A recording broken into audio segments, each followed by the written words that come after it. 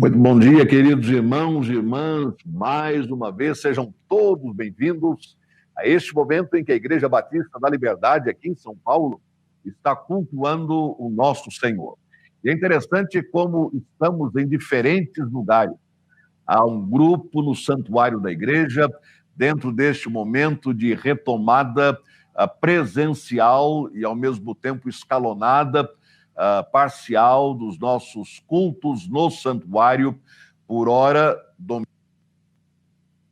E eu sei que você tem procurado se inscrever e tem estado inscrito ou inscrita para os cultos, e isto é necessário. Então, toda a semana você se inscreve para o culto da manhã e é depois contactado ou contactada para que você participe diretamente do santuário. Mas, além do santuário, nós estamos em casas, por todos os lugares. Ocorreu-me à mente o texto no livro dos Atos dos Apóstolos, em que a palavra diz que os apóstolos pregavam diariamente no templo e nas casas. Então, o povo de Deus estava também espalhado, como estamos hoje, e a partir do capítulo 8 do livro dos Atos dos Apóstolos, aí então a diáspora foi completa, porque a palavra diz que, com exceção dos apóstolos, todos os demais foram dispersos pela Judéia, por Samaria, numa dispersão que, de certa maneira, ainda está acontecendo. E por causa dela é que nós estamos hoje juntos no nome de Jesus, tendo sido alcançados através daqueles que deixaram os seus países, as suas famílias e vieram ao Brasil, assim como a todas as nações do mundo, por assim dizer. Nós somos parte deste grande movimento da igreja cristã. Mas, naquele momento, na igreja primitiva, eles também estavam nas casas, eles também estavam reunidos com as suas famílias, nos lares, como hoje está acontecendo. Temos irmãos e irmãs no templo, no santuário, temos irmãos e irmãs nas casas, as famílias congregadas, e não apenas aqui na cidade de São Paulo, ou na sua cidade, meu irmão, minha irmã, onde quer que você esteja agora, ao lado de alguém, quem sabe só, ou com a sua família, mas também no exterior, como já foi dito logo no início do culto. Nós não estamos agora resumidos, isto é, colocados num único lugar. Nós não estamos geograficamente confinados a uma única situação, mas nós estamos em todos os lugares, em todas as cidades onde a nossa voz, onde a nossa imagem, ou aonde a nossa voz, aonde a nossa imagem chegam. Então, você faz parte deste movimento que está acontecendo agora, nesta manhã, no nosso fuso horário. Pode ser madrugada no seu fuso horário, já pode ser à tarde em outro país do mundo no seu fuso horário, mas somos uma única congregação. Afinal de contas, o apóstolo Pedro diz na sua primeira carta, no capítulo 2, que nós, você e eu, somos pedras vivas edificados sobre a pedra angular que é o Senhor Jesus. Então, nós somos a igreja de Jesus. Quer estejamos no templo de uma igreja, como é o caso do templo da nossa igreja, quer estejamos congregados em diferentes lugares, como está acontecendo neste momento, mas nós somos a igreja de Jesus. Nós somos a Assembleia de Jesus. Nós somos o rebanho de Jesus. Nós somos o corpo de Jesus, nós somos a noiva de Jesus, nós somos a coluna e firmeza da verdade da igreja do Deus vivo. Pedras vivas, cada um de nós, sendo estas pedras agora colocadas, edificadas sobre a pedra angular, nosso Senhor e Salvador Jesus Cristo. Nós somos a igreja viva do Deus vivo. E graças a Deus, irmãos e irmãs, não apenas por esta verdade, mas também por este privilégio, por esta honra, por esta alegria de sermos chamados igreja viva do Deus vivo. Uma igreja que nunca esteve fechada, nem estará fechada.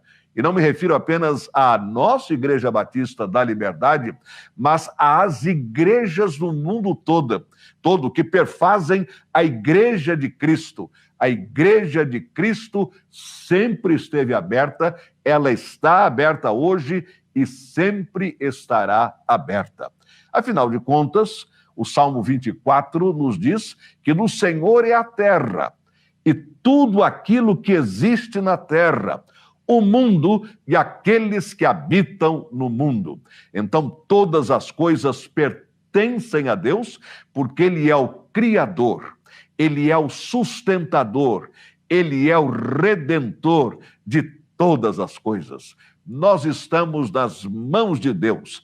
A Igreja de Cristo está nas mãos de Deus. Todo mundo está nas mãos de Deus, inclusive aqueles que, até este momento, ainda não o receberam como Senhor e Salvador pessoal, estão nas mãos dele, do Senhor, do nosso Deus Todo-Poderoso. É a terra, dele é toda a plenitude da terra, dele são todos aqueles que habitam a terra. E graças a Deus por isso, nós somos uma igreja viva nas mãos de um Deus vivo. E sendo este o nosso domingo da gratidão, terceiro domingo do mês, tanto neste culto quanto no culto às 18 horas, teremos um momento em que vamos manifestar a nossa gratidão a Deus pelas bênçãos alcançadas. É o Salmo 103, versículos 1 e 2, que nos afirma isto. Bendize, ó minha alma, ao Senhor. Bendize, ó minha alma, ao Senhor. Tudo aquilo que há dentro de mim, seja mobilizado, seja agora galvanizado, seja trabalhado para que todos os benefícios do Senhor sejam lembrados. Bendize, ó minha alma, ao Senhor, e tudo quanto há em mim, tudo que há em mim, bendiga o seu santo nome. Bendize, ó minha alma, ao Senhor, e não te esqueças. Sou eu falando comigo mesmo, é você falando consigo mesmo. Não te esqueças, ó minha alma, de nenhum dos benefícios do Senhor. Então, hoje é o domingo em que nós somos, de maneira muito especial, por ser o terceiro domingo do mês, convocados, mobilizados à gratidão, a nos lembrar do que Deus tem feito por nós. E nós vimos de entoar 2 cânticos que nos falam disso, da grandeza do Senhor, do poder de Deus e do fato de que nós estamos nas mãos do Senhor. Já lhes disse, volto a dizer, nós estamos sem reunião presencial de toda a igreja no nosso templo. Há alguns domingos estamos com cultos da manhã presenciais, porém dentro dos protocolos atuais, colocados pelas autoridades governamentais e médicas, dentro de um limite, daí a inscrição para os cultos. Mas o fato é, em primeiro lugar, que a igreja nunca fechou, porque ela continua aberta. Desde então, não perdemos nada, as atividades todas colocadas na plataforma digital, e vocês têm, como membros da Igreja Batista da Liberdade, participado disto tudo através da plataforma digital. Neste momento, estamos em 2 simultaneamente, temos a presencial, por assim dizer, no santuário da igreja, e a digital, na qual eu me encontro, e você que também está, quem sabe, na sua casa, ou em algum outro lugar, mas participando do culto, não assistindo ao culto, mas participando do culto através da plataforma digital, lado a lado com os irmãos que estão dentro do santuário da igreja. Nós estamos juntos, sim. Isto faz parte do movimento de Deus com o seu povo. Estamos nas suas mãos. E os 2 cânticos que nós acabamos de entoar nos levaram a pensar exatamente nisto, na presença de Deus, porque se estamos já passando de 7 meses a esta altura, sem a presença plena no templo, nem por isso Deus não está conosco, quer no templo, quer onde estejamos neste momento. Nós estamos enfrentando a pandemia, Deus não. Nós estamos de quarentena, Deus não. Nós nos sentimos isolados uns dos outros já há mais de 7 meses, caminhando agora para 8 meses. Deus não. Esses 2 cânticos nos lembraram disso de uma maneira muito poderosa. Deus é o Senhor da terra, grande é o Senhor e muito digno de ser louvado. Porque Ele é grande, irmãos e irmãs. Ele realmente é um Deus grande, é um Deus poderoso. Gosto das palavras de Jó, no livro de Jó, no capítulo 42, no versículo 2, quando ele diz: eu sei que tu podes todas as coisas. É Jó respondendo a Deus: eu sei que tu podes todas as coisas. Não algumas coisas, mas todas as coisas. E nenhum dos teus desígnios, nenhum dos teus propósitos pode ser frustrado. Os meus propósitos, as minhas ideias, quantas vezes são frustrados? Propósitos e ideias. E os seus também. Faz parte da nossa condição humana, faz parte da nossa jornada humana. Mas os propósitos de Deus jamais são frustrados.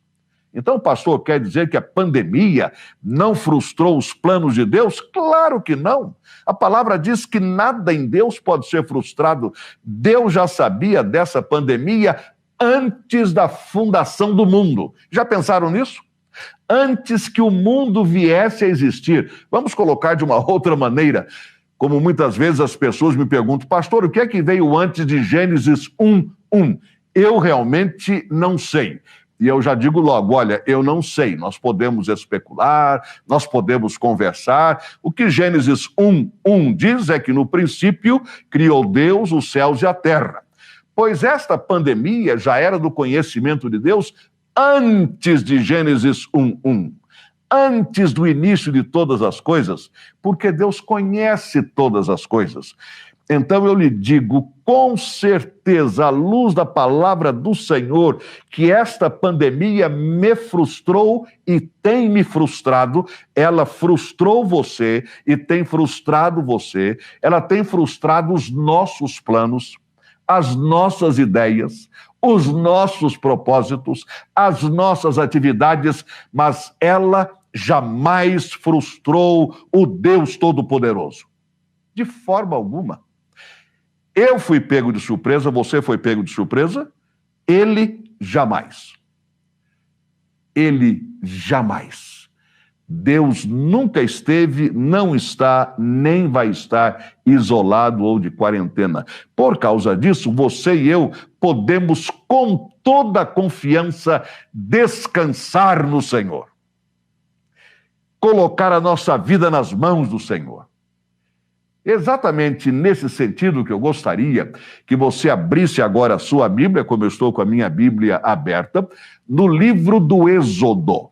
Livro do Êxodo, que é o segundo livro da Bíblia. Gênesis, Êxodo.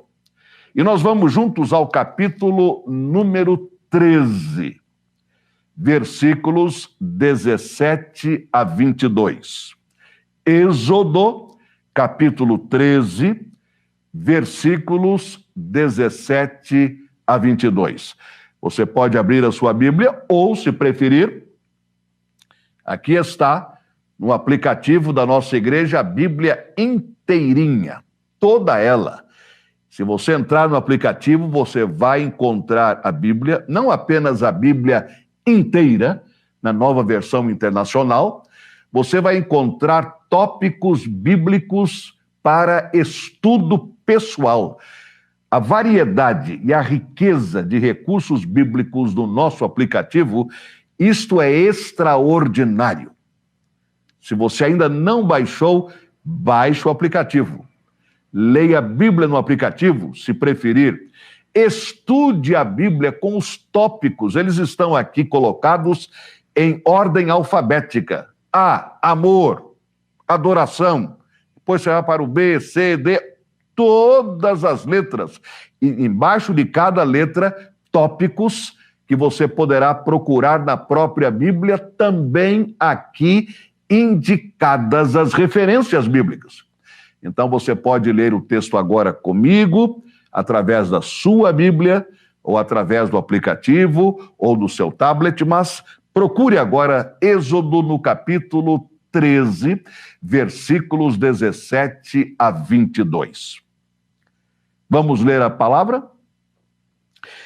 Tendo Faraó deixado ir o povo, e a esta altura, sabemos, o povo já havia saído do Egito, milhares e milhares de pessoas, há quem estime possivelmente até 2 milhões ou 3 milhões, contando todas as pessoas, homens, mulheres, todas as crianças, adolescentes, jovens, adultos, isto afora os animais. Então, o povo de Deus, a esta altura, já havia saído do Egito, depois que Deus realizara os seus milagres, depois que Deus enviara as pragas, depois que Deus libertara o seu povo daqueles séculos, mais de 4 séculos debaixo da escravidão egípcia.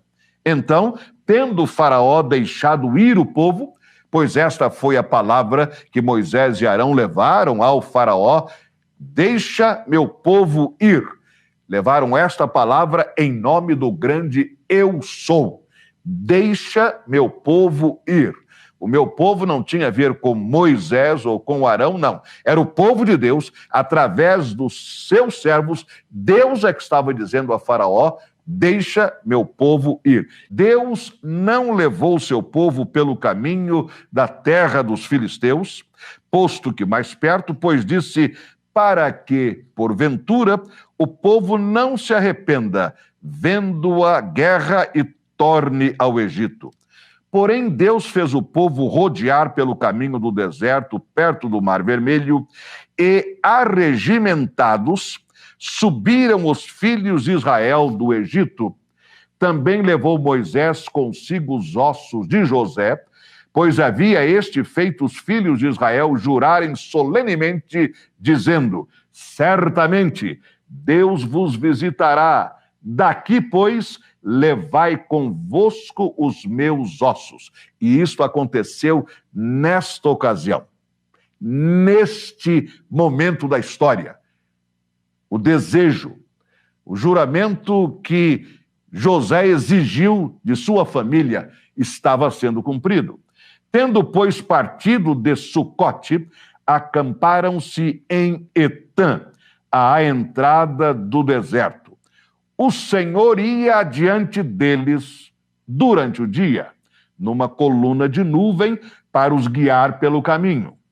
Durante a noite, numa coluna de fogo para os alumiar, a fim de que caminhassem de dia e de noite. Nunca se apartou do povo a coluna de nuvem durante o dia, nem a coluna de fogo durante a noite. Gostaria que neste culto, e logo mais às 18 horas, meditássemos sobre 4 lições da presença constante de Deus, ou 4 lições da nuvem e do fogo no meio do povo de Deus. Porque a presença de Deus é constante. Disso acabamos de falar e acabamos de cantar. O que quer dizer, meu irmão, minha irmã, que a presença de Deus na sua vida é constante.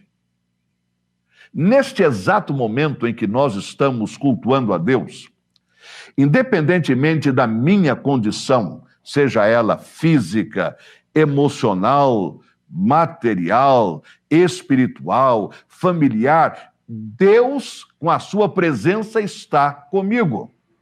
E o mesmo com você, meu irmão e minha irmã, onde quer que você esteja neste momento, cultuando conosco, estamos juntos cultuando ao Senhor. A presença de Deus é constante na sua vida, seja o momento que for, na sua família, na sua saúde, na sua vida financeira, na sua vida emocional, na sua vida profissional, nas suas iniciativas, nos seus projetos. A presença de Deus é constante. E não apenas constante, ela é atuante. É por isso que neste domingo nós queremos refletir sobre estas lições que a coluna de nuvem, a coluna de fogo, ambas as colunas trazem para nós, porque elas representam uma coisa só, elas proclamam uma verdade só, a presença constante de Deus entre nós. Extraordinário isto. Já pensou nisto? Eu estou aqui, a Dione está à minha esquerda, um pouquinho mais para lá, estamos participando do culto, daqui de casa. Os irmãos e irmãs que estão dentro do santuário da Liber estão participando do mesmo culto conosco, e nós com eles. Agora, eles lá, nós dois aqui, e você, onde quer que você esteja, com quem você possa estar neste momento. Estamos todos juntos. E Deus está entre nós, mesmo porque a promessa de Jesus é esta: onde 2 ou 3 se congregarem, se reunirem em meu nome, aí estarei eu no meio deles. Deus está entre nós, o Senhor está conosco. A sua presença é constante. E então você pode descansar nesta verdade. A coluna de nuvem e a coluna de fogo continuam entre nós. Na sua mensagem, no seu simbolismo. Para aquele momento na vida do povo de Israel, era algo fisicamente visível. Os irmãos imaginaram pela manhã, logo pela manhã, cedinho, vamos assim dizer, com os primeiros raios do sol, o povo de Deus no deserto, sai da sua tenda, olha para cima, lá está a coluna de nuvem. Continua lá. No dia seguinte, a mesma coisa. No outro dia, a mesma coisa. Durante 40 anos, a mesma coisa. Quando chega a noite, eles olham para cima, lá está a coluna de fogo. À meia-noite, eles acordam por alguma razão, olham para o lado de fora, lá está a coluna de fogo. Às 3 da madrugada, se levantam e resolvem olhar, checar. Lá está a coluna de fogo. Então, a coluna de nuvem e a coluna de fogo, as duas, nunca deixaram o povo de Deus durante toda a sua caminhada. Meu irmão e minha irmã, a coluna de nuvem e a coluna de fogo, hoje não visíveis como foram naquele tempo, mas na sua mensagem e na verdade que transmitem, elas continuam com você, elas continuam comigo, elas continuam com todos nós. Então, nas nossas madrugadas, muitas vezes mal dormidas, muitas vezes nas vigílias da noite, quando não conseguimos conciliar o sono por alguma razão, vamos nos lembrar disto, a coluna de fogo está conosco naquele momento. Deus está ali, onde nós estamos. E durante o dia, quando a gente se vê com tantas dificuldades, debaixo de tantas pressões, em tantos lugares, em casa e fora de casa, onde quer que esteja acontecendo, onde quer que esteja ocorrendo, a coluna de nuvem está conosco, a presença constante de Deus. Podemos olhar para fora da nossa tenda, falando figurativamente, lá está a coluna de nuvem neste momento. E de noite, abro a minha tenda, lá está a coluna de fogo. E você faz a mesma coisa, acontece a mesma coisa. Porque a presença de Deus é constante. Inicialmente ela é constante porque você e eu somos santuário do Espírito Santo. Conforme lemos em 1 Coríntios, a palavra diz isto no capítulo 6, no versículo 19. Acaso não sabeis que o vosso corpo, meu corpo, seu corpo, é santuário do Espírito Santo, que está em vós, então está em você e está em mim, o qual tendes da parte de Deus, isto é, este Espírito Santo, nós o temos da parte de Deus, e que não sois de vós mesmos. Extraordinário isto. Você não se pertence. Eu não me pertenço, nós não nos pertencemos, pertencemos a Deus, porque o nosso corpo é santuário do Espírito que provém dele, do Espírito Santo, porque fostes comprados por preço. Agora, pois, glorificai a Deus no vosso corpo. O nosso corpo também glorifica a Deus, porque somos, isto é, como corpo, santuário do Espírito Santo de Deus. Mas não apenas por isso Deus está permanentemente conosco, afinal, ainda que não haja ninguém por perto, Ele está no meu corpo, porque é santuário do Espírito Santo. A palavra nos diz também em Atos do capítulo 17, quando o apóstolo Paulo apresenta o seu sermão em Atenas, no Areópago, no versículo número 26 em diante, ele diz claramente: de um só fez toda a raça humana para habitar sobre toda a face da terra, havendo fixado os tempos previamente estabelecidos e os limites da sua habitação, para buscarem a Deus, se porventura, tateando, o possam achar, bem que não está longe de cada um de nós, pois nele, isto é, em Deus, vivemos, nos movemos e existimos. Então, a presença dele é constante, porque tudo o que acontece na sua vida e na minha vida acontece na presença dele. Você e eu vivemos nele. Você e eu existimos nele. Você e eu circulamos, nos movimentamos, nos deslocamos nele. Então, a presença dele, ou seja, a nuvem e o fogo, a coluna de nuvem, a coluna de fogo, durante o dia, durante a noite, representam a presença constante de Deus. Nunca estamos sós. Nunca estamos sós. É presença constante. A primeira lição é esta: Deus tem as suas estratégias na execução dos seus planos. Esta é a primeira lição, então. A primeira lição da nuvem e do fogo, a presença constante de Deus. Deus tem as suas estratégias na execução dos seus planos.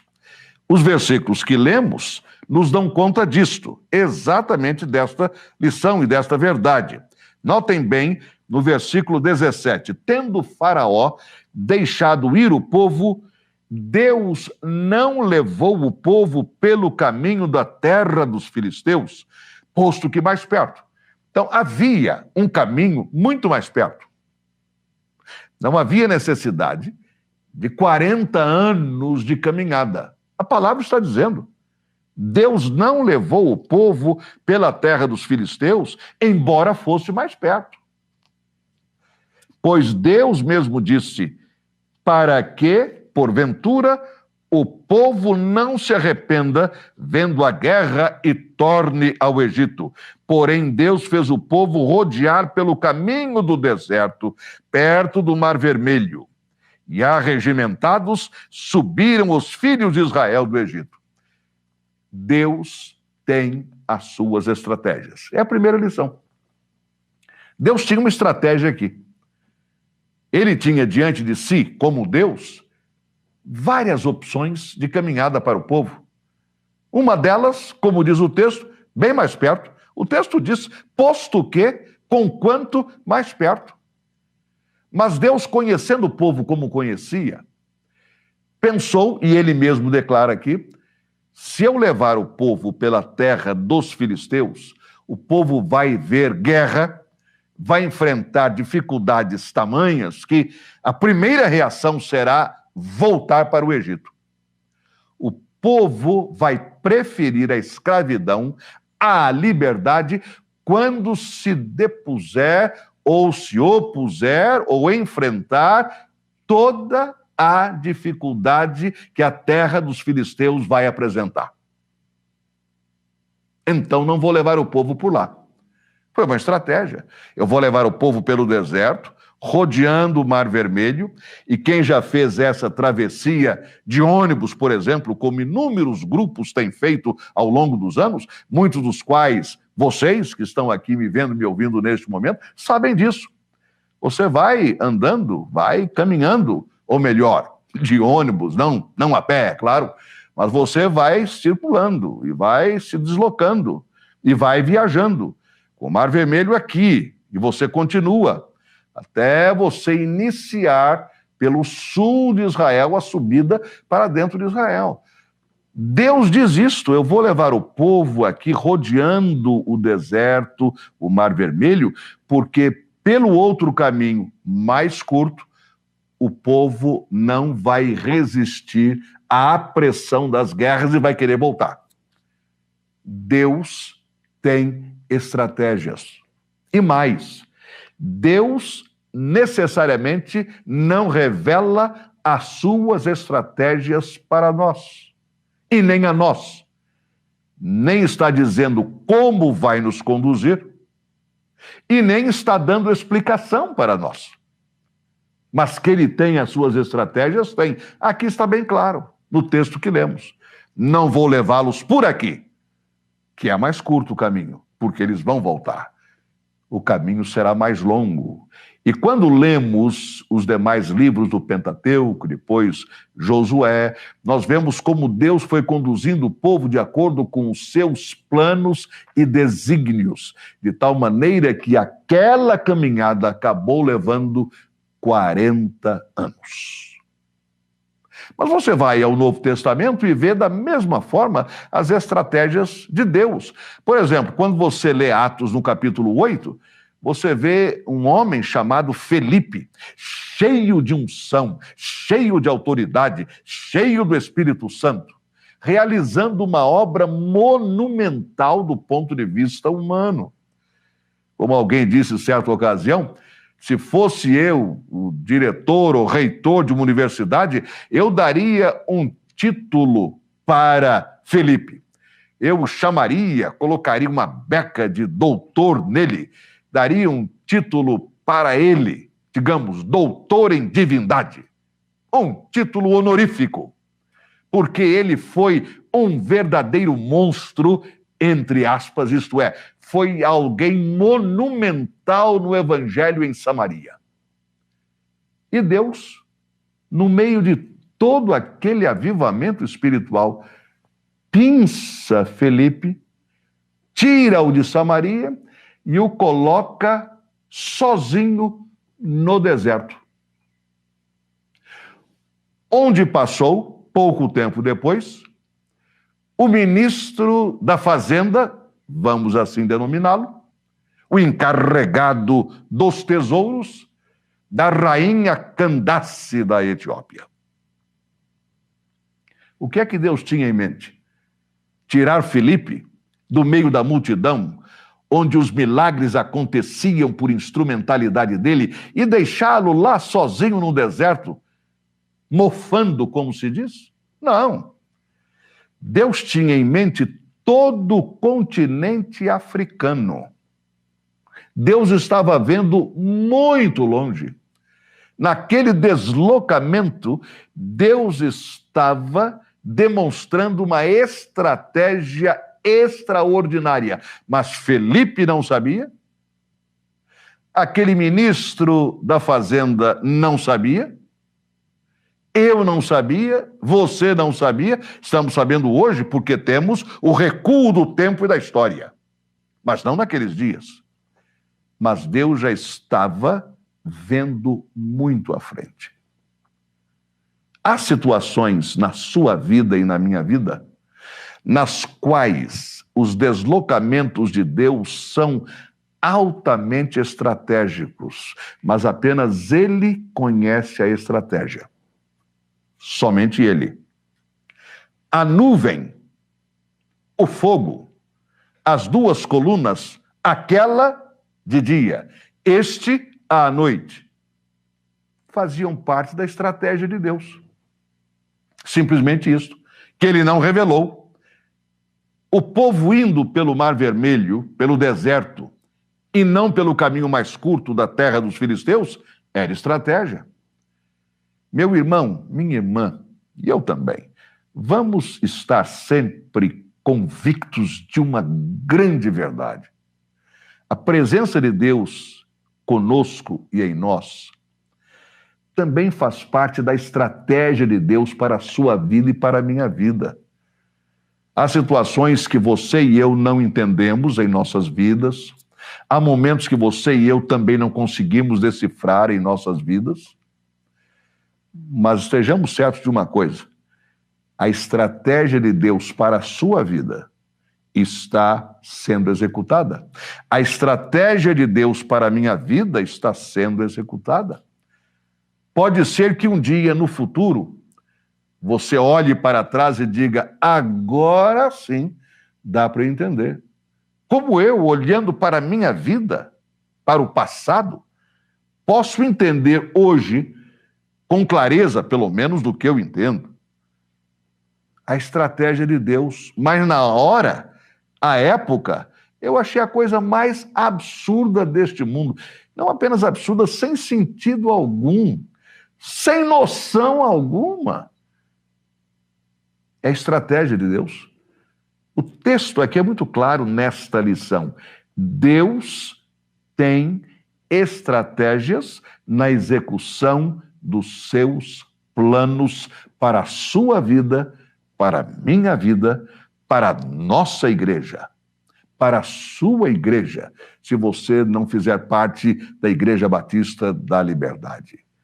O que é para nós inexplicável, para Deus é de uma clareza meridiana, completa, porque Ele é o Deus da história.